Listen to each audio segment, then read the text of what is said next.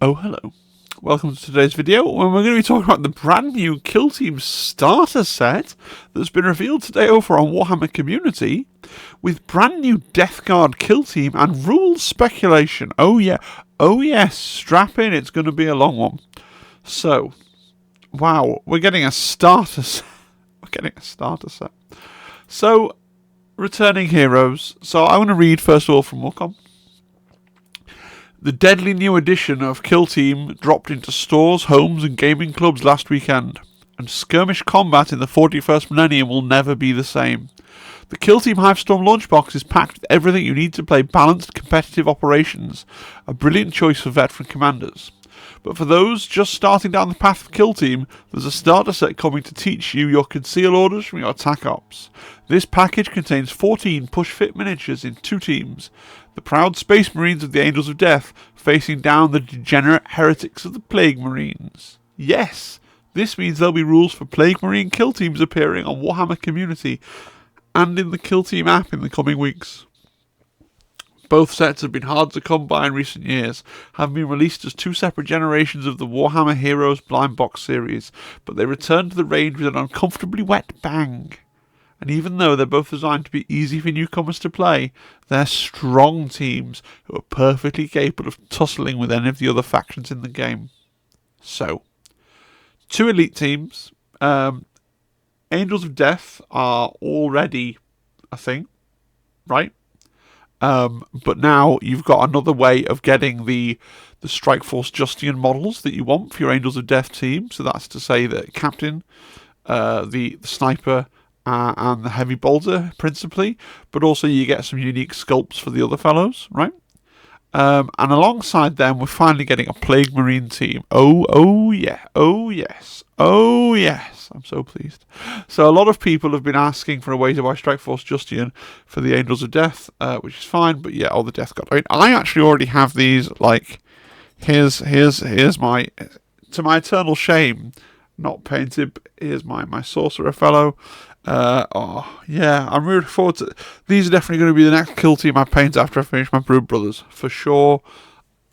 Love me a Plague Marine. Love me a Plague Marine. Night Lord, friendship ended with Night Lords. Plague Marines. I mean, yeah. So let's talk about the Death Guard. Let's speculate about the Death Guard. Let's look at beautiful high-res images of the Space Marine Heroes Death Guard. So here's my total guesses as to how these will work. I think they're going to have the standard Marine profile with, you know, Astartes, right, 14 wounds. I think they'll go down to movement 5. Death Guard in Kill Team, in the previous edition of Kill Team, in the Compendium, had a move of 4. But like a lot of other move 4 teams have received move 5 now, I think they're going to have a move of 5, so you're going to have to deal with that. But I think they're going to get a global defensive buff for sure. So, in Chaos Legionaries, the Mark of Nurgle gives you, when you receive normal damage of 3 or more, roll 1d6 on a 4-up, on a 5-up, sorry, for Legionaries subtract 1. I think Nurgle Marines will be better at that than Legionaries. So I can see a world where they get team-wide, every time damage comes in, roll a dice on a 4-up, you get to have 1 less damage. Now, the only thing that gives me a little bit of pause for thought with that is maybe that's a bit, every time someone resolves damage dice against you, you've got to roll a dice in response. That is a lot of extra dice being rolled, but, it would be a cool rule. They could do other things. They could just give them all dice of damage 3 or more, do 1 less damage just all the time forever. That'd be busted, but they could do it, right? They could go for, like, the Nurgle ploy, which is also a Tzeentch ploy in Thousand Suns, where they just say, hey, you ignore piercing 1 and you subtract 1 from piercing 2. Team-wide, like, I can kind of see that as well. But they've got to get something. Maybe they just get more wounds, like even more wounds. But the point is, they've got to get something to justify losing that inch of movement, right? Just to tip the balance slightly in their favour again. I'm sure that, we can't predict most of what they'll get because they'll be ploys. You can look at legionaries and sort of think, well, will they have something analogous to those? But to be honest, I looked at legionaries and I looked at Warp Coven, and there's not that much of Siege legionaries in Warp Coven, to be perfectly fair, right? So yeah, they get the Marine profile, they get movement 5, some kind of global defensive buff for sure. Then we've got so we're going to go from left to right on the screen. So you've got your champion, whose name is Gangrus. Okay, they've all got names, and they're not going to keep their names. Like Strikeforce Justian, I'm sure they'll lose their names, but he's called Gangrus. He's got a plasma pistol, we know what that does, that's unfortunate, okay. And he's got a plague sword. Now, a plague sword back in the day, in the compendium, was 5 attacks, 4/6 damage. 5 attacks seems like a lot, so maybe you go down to 4 attacks, but it's basically a power sword, and then maybe it has some kind of rule that makes it plaguey. I'm pretty certain they're going to have some kind of, not like necessarily a global rule in their like over faction rule, but I'm fairly sure they're going to have some kind of weapon status effect for like plaguey poisoniness, right? Maybe it'll be like the toxic thing from Night Lords, where you lose a wound every turn in the ready operative step, or when you're critical with it, or something like that. I don't know. But they're going to have some kind of plague-related rule, right? Then you're going to have your Icon Bearer, so he's very certain to have a bolt pistol. He could have a plague sword the same as the boss. His sword looks just as good, but it does look different, so maybe it's just going to be a melee weapon that's a bit worse. I don't know. And then he'll have the standard banner thing of +1 APL for contesting objectives. And then I imagine he's going to have some kind of defensive buff. That's what he had in the compendium. So I wonder if they'll give him something like, if the global defensive buff they have is something like I said, where they subtract 1 from a normal damage dice of 3 on a roll of 4, maybe within a certain number of inches of the banner, you get a sort of do it on a 3-up instead, something like that. I don't know. Then we've got our Malignant Plague Caster, which is Pustus the Vile. Okay, so going off 40k, he would have a Corrupted Staff melee attack, a Plague Wind ranged psychic power. Now, the Plague Wind ranged psychic power in 40k is really powerful. It's like an AP2 thing. I'm not saying it will be like a melter gun in a kill team, right? But it could be something quite powerful. And then he has a bolt pistol. I'm guessing he'll probably have some kind of debuffing kill team as well, so that he's not just a ranged attack. I guess he'll have some kind of secondary ability. I recently reviewed the Thousand Sons sorcerers, and they all tended to have at least something else that they did alongside their kind of ranged psychic attacks. Then we've got our fighter, who's called Scaboff. He's got a flail of corruption. 5 attacks, 4/5. I mean, that's what he was in the compendium. And then they'll probably give it a rule, maybe brutal. I could see it being brutal. Yeah. Then we got the heavy gunner. We got Morslug. Now, Morslug's got a plague spewer. Now, this is the Death Guard heavy flamer equivalent, right? Now, we don't currently have any heavy flamers in Kill Team, I don't think. So maybe this is going to be like a 5 attack flamer. I could see that. Maybe with an extra rule for its plaguiness. I don't know. Then we've got a warrior. Corylus could be a basic warrior. Could make him some kind of grenadier. He is holding the light grenade, right? And then if you look at the model on his front there, you can see he's got 3 crack grenades on his front. So I could see this guy getting some kind of grenadier profile where it's like, the thing we've seen quite a few times where, you can throw frag and crack grenades for a 3-up, right? And without having to spend them in your, without having to have bought them as one of your equipment pieces. And then at the same time, he's probably going to have a 1-use blight grenade that will have a slightly different profile, presumably similar to frag, with some sort of debuff. And then we've got a warrior, Gurg the Foul, who's probably just a warrior with a bolt gun. Probably you never take Gurg the Foul, because probably it's a 6-man team. I could vaguely see it potentially being a 7-man team, just because 7 is the sacred number of Nurgle. And looking at these miniatures in the box, like, you've got 1 flail, you've got the sorcerer could be madly powerful, but you've not got a lot of punch here compared to some of the other teams. So maybe they give you an extra model and it's like 2 of your guys are just basic bolter guys, but you've got an extra miniature. It's probably broken. It's probably a stupid idea, but it's just a thought that I had, because looking at these here, I really want them to be cool. You know, they got leader, banner, sorcerer. They just seem to be slightly missing something. It'd be great if they had... They've got a heavy gunner. It'd be great if they also had a gunner, maybe? Yeah, or something like that. Now we've got equipment. So I just had a little speculate on the equipment. They're probably going to have something like Nurglings, which give you some kind of global debuff. Virulent Rounds is a popular one, so that was probably like a once per turning point one operative gets a slightly better bolter in some way. I could see that. And then I imagine they get Plague Knives as well, so one of the things that Plague Marines used to be known for in the lore is they would have these Plague Knives that would have a certain profile. Maybe they all don't have that as standard, the ones with like a rifle or a two-handed weapon, but you can buy this to give your kind of rifle guys and your heavy weapons guy Plague Knives to make them a little bit punchier in combat. I could see that. I'm looking for... Also, really interesting to say is they're all on 32mm bases, so they don't have the Justian problem of having some of their models on massive bases that are a bit harder to use, I guess. But what if we dare to dream? You know how in Angels of Death you have Strikeforce Justian, but you can add models from the other sets. You can add models from the Assault Intercessors and the regular Intercessors. What if you're allowed to mix things in from the 40k Death Guard box?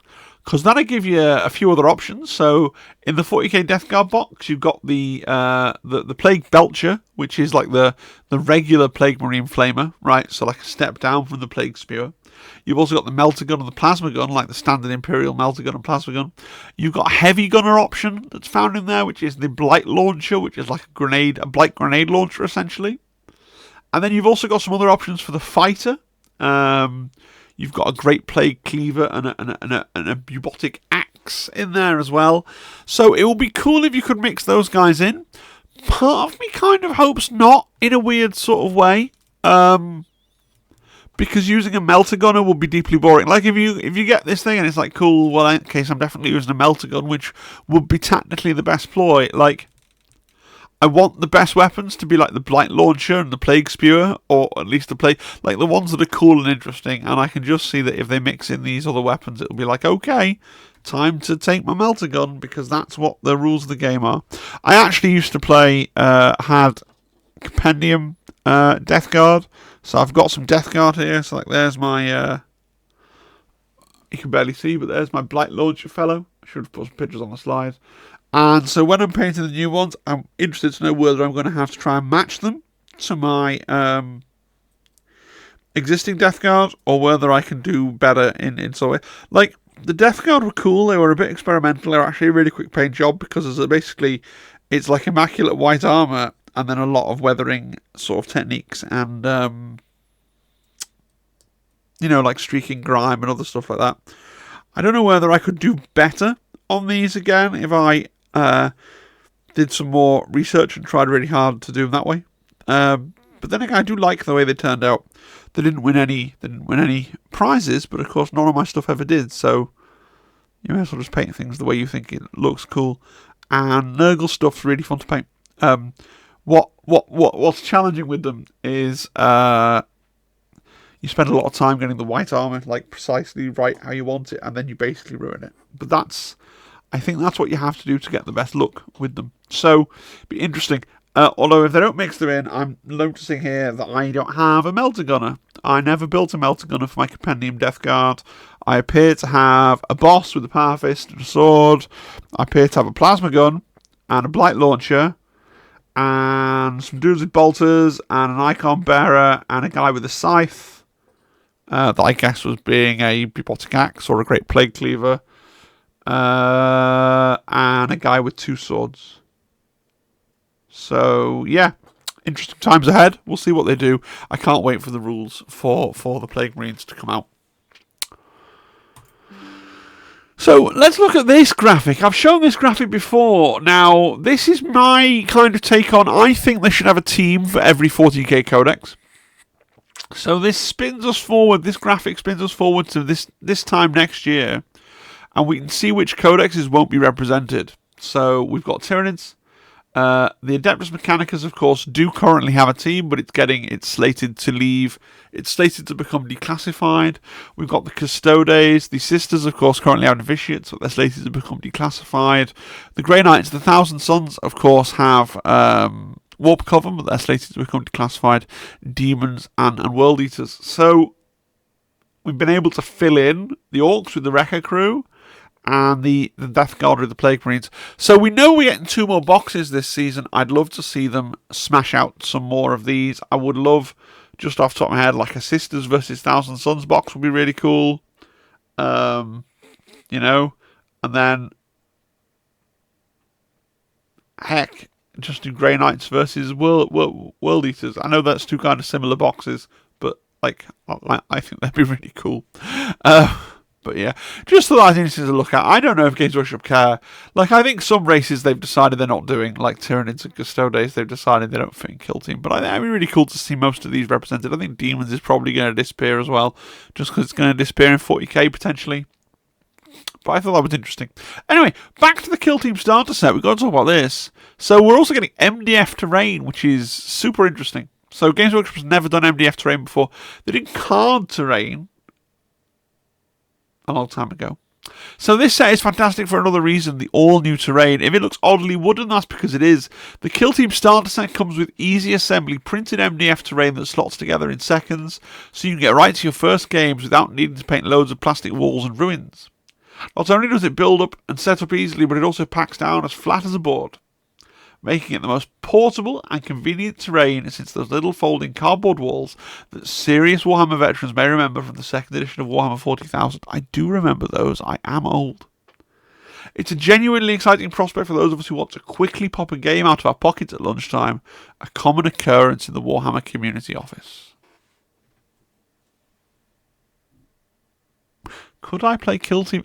We don't even get a whole hour at lunch, so probably not. The terrain's really interesting. I like that they've done it. I like that they've done it because I like what it will let them do, which is, if you remember the previous Kill Team starter set, right, that was 2 full teams, but it was like 3 barricades, and it just didn't provide even a decent intro game experience. It was not good as an experience in a box. It was a great value product in a lot of ways. You got your 2 full teams and everything else, but it was not a great experience in a box. This could be. It's a real shame they didn't manage to create almost a complete copy of Volcus in MDF with like vantage points and stuff, which they surely could have done with just a little bit more MDF. I suspect what you could do with these, though, is use a couple of the corner pieces to define a couple of strongholds. Like, just use your imagination to join in, like, this is one corner, this is one corner, this is one corner, this is one corner. So you can have a stronghold, right? And then with this piece and these 2, you can have a second stronghold, and then you can have a couple of standalone walls. And you're almost at something that's going to play somewhat similar to Volcus. Maybe the book tells you to do that, right? There is a book. So about the book they've written, the new 64-page introductory rulebook is designed from the ground up to guide new players through their first few missions, starting simple and adding new concepts as it goes along until a final climatic confrontation that puts all of the commander's new knowledge to the test. New builders can follow clear construction guides laced with examples and lore snippets to help them along, followed by in-depth lore sections on each of the kill teams, so you can figure out who your favourites are before plunging into combat. Nice. Finally, the booklet caps off with a few advanced rules and extra mission act conditions to showcase a little of the full Kill Team experience. Rules reference sheets and tokens are included for both teams, while the full rules used in regular games of Kill Team will be available to download on the Warhammer Community website. So you get a starter handbook. The previous starter set came with a similar product, so I guess this is pretty cool. It's going to be like how to play, how to move, how to roll a dice, how to shoot. I'm hoping it comes with some kind of guides on playing with the terrain or how to set up a good table for a good starter experience, right? It's a shame, like the previous starter edition of Kill Team came with a small format rulebook that was literally just the rules from the core rulebook, without the fluff section. And it was really cool for sticking in your bag to take to events and stuff in case anybody wanted to see a paper rulebook. So kind of annoyed that it doesn't come with that tiny mini rulebook, because that's a really cool thing to have. So if you're a new player and you want to progress from this to the main game, you are going to have to buy that full core rulebook, the hardback rulebook. Final thoughts. It's probably not something I need to buy, but that's fine. I'm not the target audience. I already have all the models. There'll be plenty of people who are veteran players who buy this because they want one or both of those kill teams. Absolutely, no problem with that. I'm super happy that it exists. I hope it brings new people into the game genuinely, okay? A little bit of me wants to get my hands on the terrain and the book to review, but I'm not going to, even if it's only 60 quid, I'm not going to pick up the box just to review the terrain and the handbook, because I'd literally go through them once on camera and then they'd basically be pointless to me in the bin. But it looks like a good box for what it's supposed to be for a starter product, and I'm really hype for the Death Guard rules, right? That'll be amazing, really good fun. Love to see Death Guard getting a full bespoke team. I don't think there's any reason to worry that it's going to be like a crippled starter team, because after all, Angels of Death is a pretty good full team. So yeah, looking forward to that, looking forward to those rules. Glad the product exists. Man, they're doing a lot for Kill Team. We got this, we got the Orcs and Ratlings. I've still got so many teams to do videos on. If I'm making a video every day, guys, when do I hobby? It's seriously becoming a problem. It's seriously becoming a problem. And on that note, let me know your thoughts on the box. Are you picking it up? Are you excited for the Death Guard rules? Are you excited to pick up Strikeforce Justine or the Death Guard heroes at last? Let me know. Let me know. Thank you to all my members, supporters, subscribers, everybody, you are all wonderful. We're closing up on 2k subscribers, which is great. Views are way up, you know. Just thank you, but especially to those people who are channel members who pay me an income every single month for doing this, apparently. That's amazing. All right. Thanks, guys. I'll see you again next time. It should be a battle report tomorrow against Zimbad if he curtains up. Otherwise, it'll be the Brood Brothers rundown as previously advertised. All right, guys, thanks. I'll see you next time. Cheery, cheery, cheery. Bye. Bye-bye.